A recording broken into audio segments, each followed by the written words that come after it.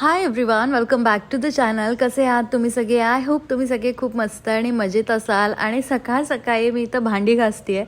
याचं रिझन हे की काल माझ्याकडे आले होते गेस्ट आणि ते आले होते 8:30 वाजता आणि गेले ऑलमोस्ट 12:30 वाजता.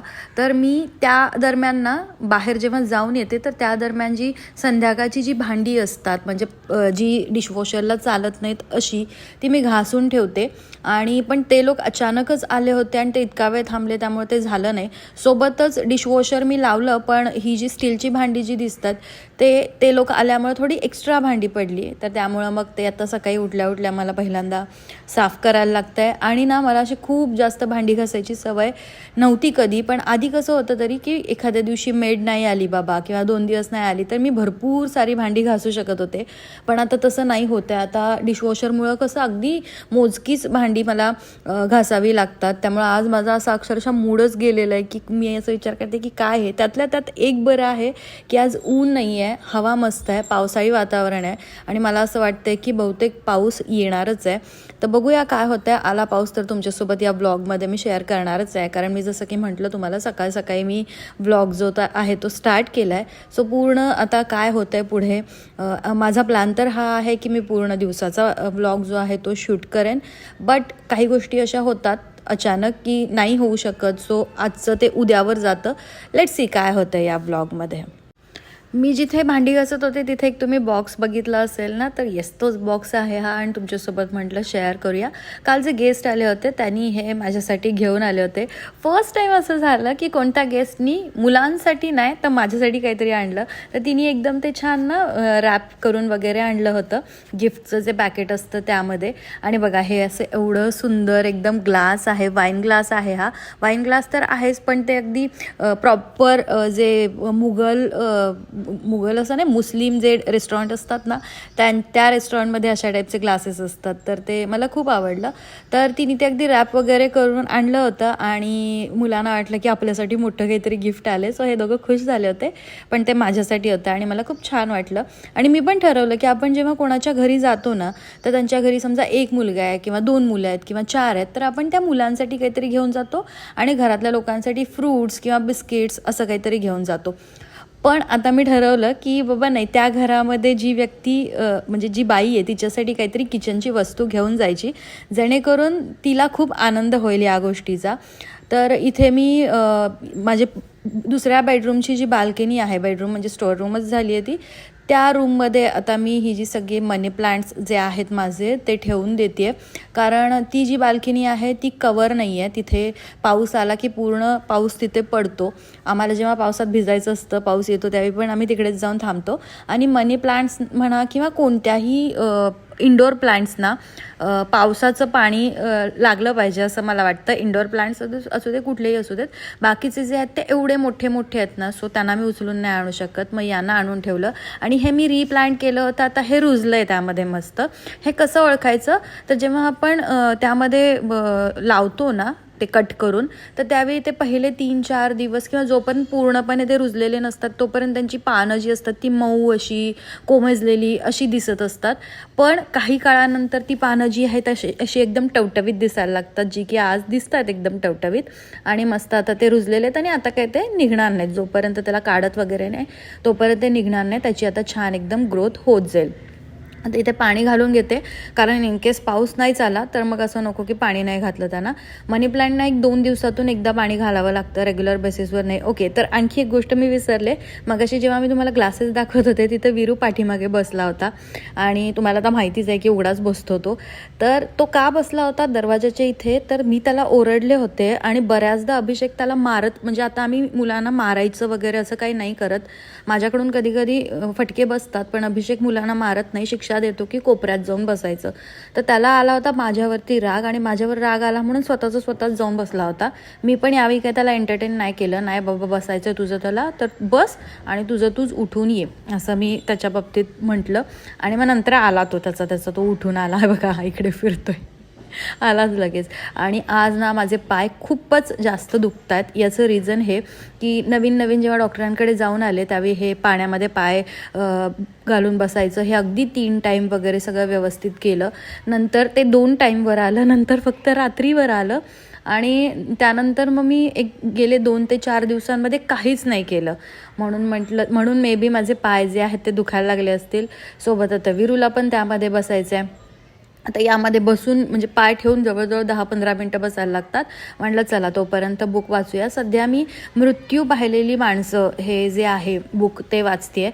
ते कोणाचं आहे आता मला नाही माहिती आहे. मी तुम्हाला सांगेन जर तुम्हाला हवं असेल तर मृत्यू पाहिलेली माणसं तुम्ही बघा, म्हणजे आवर्जून मी तुम्हाला सांगेल ते आणा आणि तुमच्या मुलांना वाचून दाखवा. अकिरा एवढ्या मुलाला तर ते समजणारच काय त्यामध्ये लिहिलं आहे वगैरे, तर ते तुम्ही वाचून दाखवा. जरी तुम्ही इंग्लिश आणलं तरी मुलं इतकं इंग्लिश नाही वाचू शकत. मराठी आणलं तरी सुद्धा इतक्या छोटे मराठी शब्द किंवा एकदम छोट्या अक्षरात लिहिलेलं जे असतं ते नाही वाचू शकत. त्यामुळे तुम्ही त्यांना वाचून दाखवा.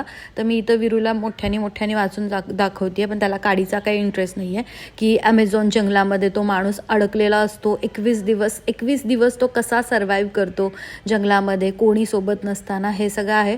पण त्याला काही इंटरेस्ट नाही. अकिराला आहे इंटरेस्ट. ती येईल आता थोड्या वेळात ऐकून की मम्मा काहीतरी वेगळं सांगते, आपण जाऊया ऐकायला म्हणून. आणि हे माझ्या घरामध्ये तुम्हाला थोडंसं असं हे पुठ्ठी निघालेलं वगैरे जे दिसत असेल ना, ते मी आधी पण सांगितलं की ते विरूनीच काढले. त्याचं कॅल्शियम कमी होतं, त्यावेळेला तो काढायचा आणि खायचा आणि खूप काढायचा.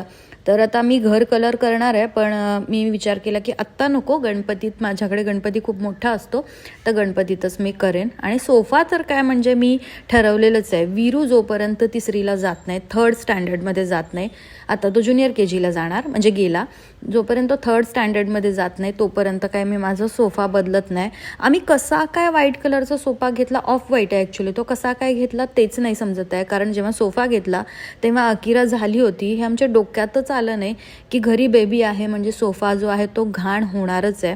आणि मी याला बोलवलेलं होतं अर्बन क्लॅपवाल्याला आणि त्याला सांगितलं होतं. तो बोलला की मॅडम मी गॅरंटी नाही देऊ शकत की हा सोफा पूर्ण क्लीन होईल असं. ओके, तर आता मी तुम्हाला दुसऱ्या दिवशी भेटते सकाळी आणि एवढं सुंदर वातावरण, पाऊस पडून गेला होता थोडासा, एकदम छान, ऊन नाही काय नाही, गरम नाही होत आहे, घाम येत नाही, एवढं सुंदर वातावरण, मस्त एकदम मूड झालेला. आणि माझ्या मूडची वाट लावली विरूनं. विरू उठला, बाल्कनीत खेळत बसला होता आणि अचानक त्याला काय झालं काय माहीत नाही. जे मी रिप्लांट केलेलं आणि खूप सुंदर आलेलं, आधी रिप्लांट केलं होतं ते, आणि खूप सुंदर आलेल्या मनी प्लांटचे जे हे आहेत पानं, ती सगळे त्यानं तोडून टाकली. आणि मी तुम्हाला मगाशीच बोलले की अभिषेक मारत नाही किंवा मी पण मारणं कमी केलं, तर भरपूर विरूला सकाळी बदललं आणि माझा मूड जो आहे तो पूर्ण गेला आणि मला ब्लॉग शूट करायची रहती है. कमाल की बात है.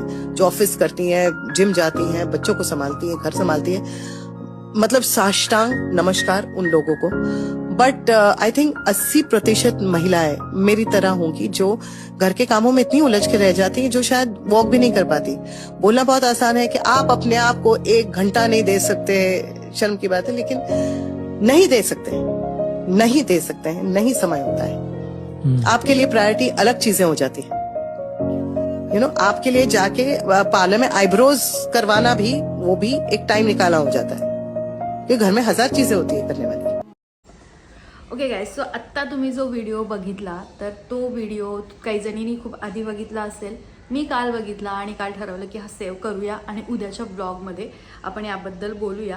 कारण हे जे पण काही ती बोलतीये ना अनुपमा, तिचं रिअल नेम मला आठवत नाही आत्ता, ती 100% खरं बोलतीये. तर फॉर एक्झाम्पल मी 2 गोष्टी करते महिन्यात व्यवस्थित अगदी, म्हणजे ते की आयब्रोज आणि मेहंदी लावणं. माझे आयब्रोज मला मेहंदी लावायची दिसते. तर घरी मेहंदी पडलेली आहे, ती फक्त भिजवायची आहे आणि लावायची आहे. दुसरी गोष्ट, आयब्रोज माझ्या घराच्या इथून खाली उतरल्यानंतर ना मी चालतसुद्धा 2 मिनटात पोहोचेन. बाईकवरून तर जायची गरजच नाही, मी चालत पण 2 मिनटात पोहोचेन. तिथंच सलॉन आहे, तिथं जाऊन मला करायचं आहे. तेही माझ्याकडून होत नाही.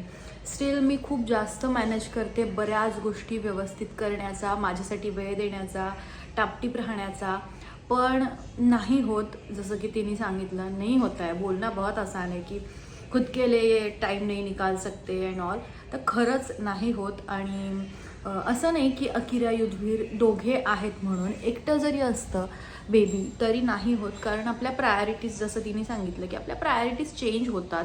हेच जर मला तुम्ही 10 वर्षांपूर्वी जर म्हटलं असतं 2015ला 2015मध्ये, तर कदाचित माझे आयब्रोज कधीच तुम्हाला वाढलेले दिसले नसते, कदाचित माझे नेल्स, आता तर चला मी आज सकाळीच नेलपेंट लावलं, पण कदाचित माझे नेल्स तुम्हाला कधीही असे थोडंसं जरी नेलपेंट गेलं असं दिसलं नसतं, किंवा थोडे बहुत जे काही स्पॉट दिसतात ते दिसले नसते.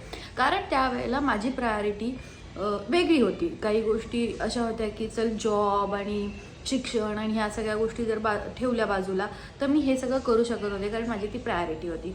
पण आता तसं नाही होतं. व्हिएतनामला जेव्हा मी गेले त्यावेळेला मी सगळं व्यवस्थित म्हणजे फेशियल वगैरे केलेलं तुमच्यासोबत शेअर केलंच होतं, त्यावेळी माझी ती प्रायोरिटी होती. पण आता असं आहे ना, मला राहायचं आहे घरामध्ये आणि मी असा विचार करते की नाही, मला अकिरा युद्धवीर तिथे जाऊन मी 10-15 मिनटं आयब्रोजसाठी घालवेन, तर त्याच्यापेक्षा 10-15 मिनटामध्ये मी रोज बाहेर पडते कोणत्या ना कोणत्या कारणाने. मी आत्ता थोड्या वेळापूर्वी पण जाऊन आले, तर मी त्यावेळी विचार करते की अरे मला हे आणायचं आहे, किंवा मला ती गोष्ट घ्यायची, किंवा अकिरा युद्धवीरला मला इकडे घेऊन जायचं आहे, 15 मिनिट त्यांना एक्स्ट्रा मिळतील स्विमिंग पूलमध्ये किंवा प्ले एरियामध्ये.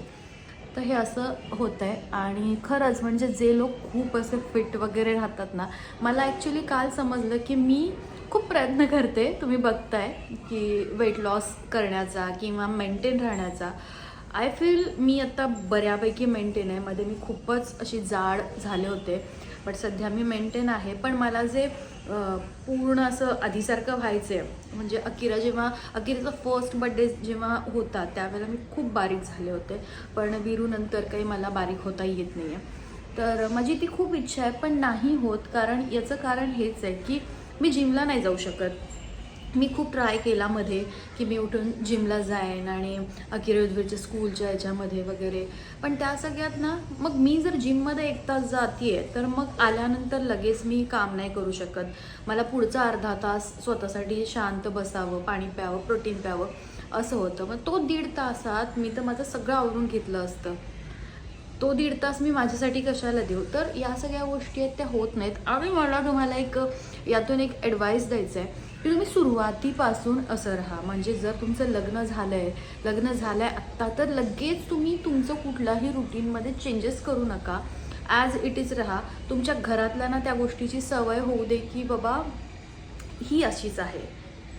जसं की आता मी उठते आणि संध्याकाळी फिरायला जाते, मी लग्न झालेल्या दिवसाच्या दुसऱ्या दिवशीपासून करते, कारण मी नाही घरामध्ये थांबू शकत. मी पुण्यामध्ये 3-4 वर्ष होते, तर मला घरामध्ये थांबायची सवय नाही आहे. संध्याकाळच्या वेळेला मी दिवसभर घरामध्ये राहीन, कुठे जाणार नाही, काय नाही, पण इव्हिनिंगचा जो टाईम असतो ना त्यावेळेला मला घरात थांबायला नाही जमत. हा माझा प्रॉब्लेम समजा किंवा काही, आणि तर मी निघतेच. काही नाही तर मी अकिरा युद्धवीरला घेऊन बाईकवरून खूप असे 2-3 फेरफटके मारून येते, म्हणजे अर्धा-पाऊण तास मी तसा बाहेर घालवते. सो या बाबतीत मला कोणी कधीच नाही अडवत. इवन माझ्या घरी काही सण असेल, वार असेल, 4 लोकं आली असतील तरी ते माझं ठरलेलं नियम आहे. मी त्यांना बोलते तुम्ही येणार असाल तर चला, अदरवाईज मी जाऊन येते. तर त्यामध्ये काही चेंजेस नाहीत होत. सो जर तुमचं लग्न आत्ता झालं असेल किंवा होणार असेल तर तुमच्या काही गोष्टी ज्या आहेत, सगळ्याच गोष्टी माहेरी आपण जशा करतो तशा इम्पॉसिबल आहेत सासरी करणं. कारण माहेरी आपल्याकडे 0 रिस्पॉन्सिबिलिटी असते आय गेस, आणि इकडे आपल्याकडे बऱ्याच रिस्पॉन्सिबिलिटी असतात. आणि माझ्यासारखं जर असेल तर तुमच्याकडे पहिल्या दिवसापासूनच 100% रिस्पॉन्सिबिलिटी ज्या आहेत त्या तुमच्या अंगावर पडतात. तरी त्यातून तुम्ही स्वतःचे काही 4 गोष्टी अशा ठेवा की ही गोष्ट ही करतेच काही झालं तरी. तर त्यामुळे तुम्हाला इन फ्युचर जेव्हा मुलं वगैरे होतील तर त्यावेळेला ते बरं पडेल. आणि तुम्हाला स्वतःला पण अशी सवय होणार नाही जी की माझ्यासारख्यांना झालेली आहे, की आम्ही फक्त त्यातच गुरफटतोय आम्ही त्यातून बाहेरच येत नाही, असं आहे. तर येस, हा होताचा ब्लॉग. कसा होता मला नक्की सांगा. आणि तुम्हाला पुन्हा ओके आणखी एक गोष्ट, काल जो व्हिडिओ मी टाकला होता त्यावर सगळ्यांनी मला सांगितलं की इग्नोर कर. हे इग्नोर करायचीच गोष्ट आहे ॲक्च्युली. मी इग्नोर केलेलं, म्हणजे तिची कमेंट कधी आली होती, 3 महिन्यांपूर्वीची ती गोष्ट आहे. इग्नोर वगैरे करून झालेलं आहे. बट एक असतं ना की मला असं वाटलं की हे दुटप्पी लोकांच्याबद्दल बोललं पाहिजे. सो मी इथे कालच्या त्या व्हिडिओमध्ये बोलले. आणखी पण काही प्रश्न आलेत. माझ्या मम्मीनं त्यावरती कमेंट केली आहे. माझी मम्मी कधी कमेंट आजपर्यंत कधी मला आठवत नाही, खूप आधीच्या चॅनलवर पण केली होती आणि आत्ता पण कधीच नाही, पण मम्मीने यावर कमेंट केली आहे. तर त्याच्यावर पण मला काही क्वेश्चन्स आलेले आहेत, तर ते मी तुमच्याशी शेअर करेन मे बी नेक्स्ट किंवा नेक्स्ट टू नेक्स्ट ब्लॉगमध्ये. तर येस, गरम खूप होतं आहे, फॅन नाही लावू शकत, घाम येतो आहे खूप. आज ठरवलं आहे आयब्रोज करायचं, लेट्स सी काय होतं. तर चला, हा होता आजचा व्लॉग. कसा वाटला मला नक्की सांगा. पुन्हा भेटते नेक्स्ट व्लॉगमध्ये. तोपर्यंत bye, take care, thanks for watching.